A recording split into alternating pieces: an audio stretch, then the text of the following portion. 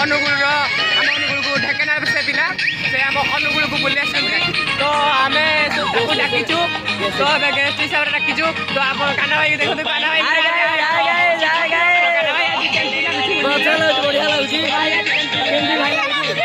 ଭାଇ ମାନେ ଦେଖିପାରୁଛନ୍ତି ଆମର ସବୁ ସବୁ ପିଲା ଅଛନ୍ତି ଏଇପଟେ ଦେଖିଦିଅନ୍ତୁ ଆମର ସବୁ ପିଲା ଅଛନ୍ତି